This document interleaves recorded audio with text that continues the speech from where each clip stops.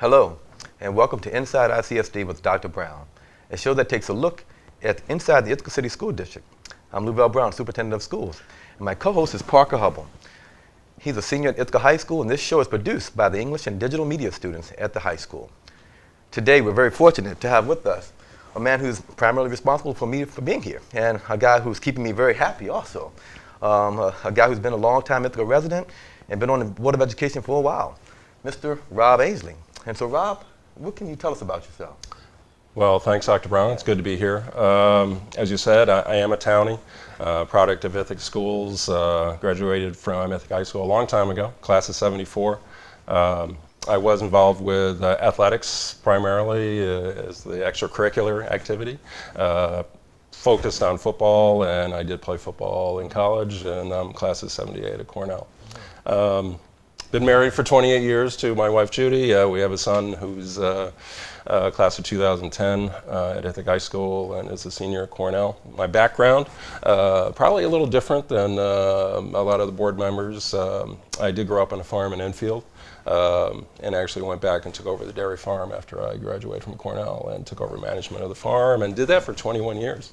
And then changed careers and went into the financial services industry, and I'm a branch manager and a vice president of Wells Fargo Advisors here in Ithaca. Outstanding. And happy to serve on the board, Dr. Brown. Happy to have you. So, from your tenure on the board, what are some accomplishments you're most proud of?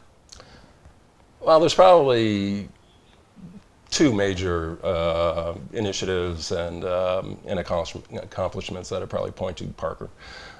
First would be the 2007 facilities bond, and that $98 million referendum that the community in Ithaca supported, and so that allowed the board and really the district to renew, renovate, make additions to really most all the buildings in the district, and that's a huge project. We were able to do huge additions at LACS, Ithaca High School, renovate all the middle schools, the elementary schools. And during that process, we actually transitioned the leadership team in the district.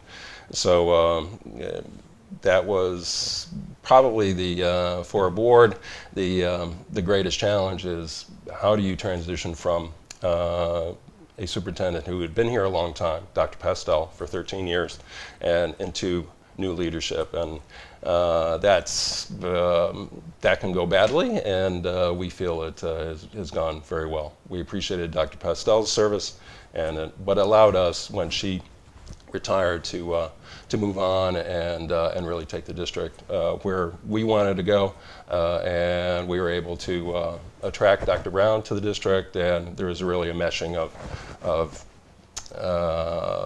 ideas and ideals and culture, and Dr. Brown was a perfect fit for us. I agree. So, I want to ask, what are some of the changes that you have seen over these years as serving as the board member and kind of being around here in Ithaca? Changes. I was, if we're going to, well, I'll talk about Ithaca High, and I think as really a representative of the district and as the flagship. Ithaca High was a really special place when I was here. It was during that period of time, was considered to be one of the best high schools in the country, top 20. And it was a very, very special place to be. And over a period of time, I thought that was lost a bit.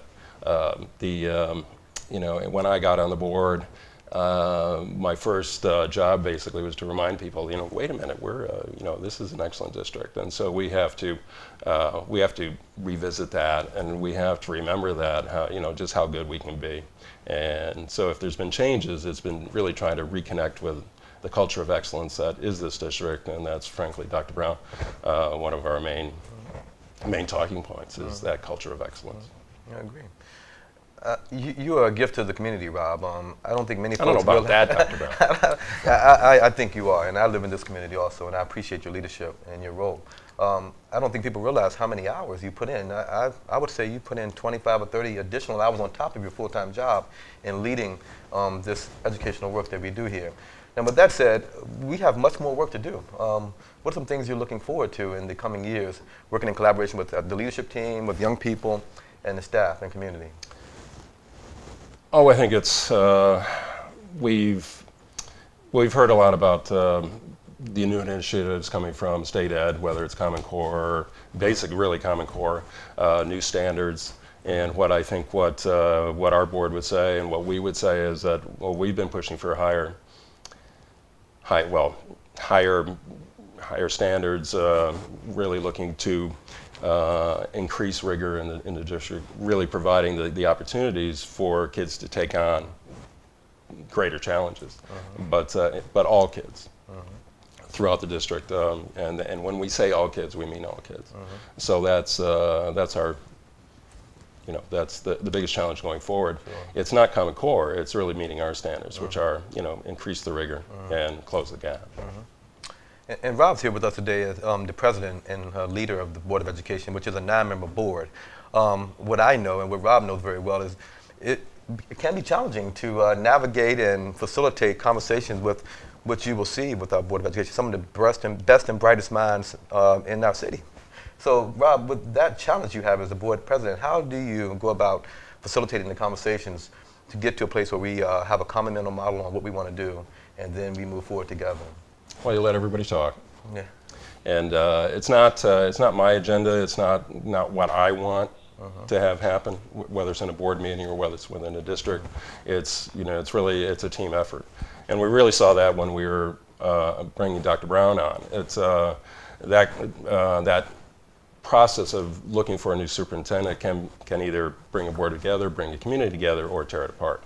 And I'm a team guy.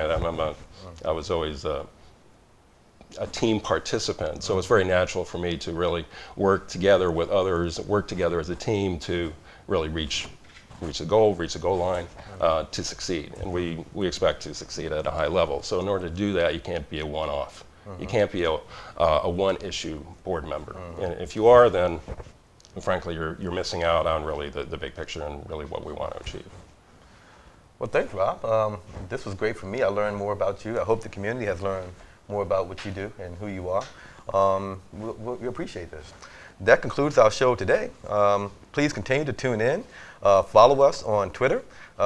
Comments, questions about these episodes can be sent, and using the hashtag ICSD, Inside ICSD, that would be helpful. Looking forward to you joining us each week as we continue to grow and learn together. Thank you.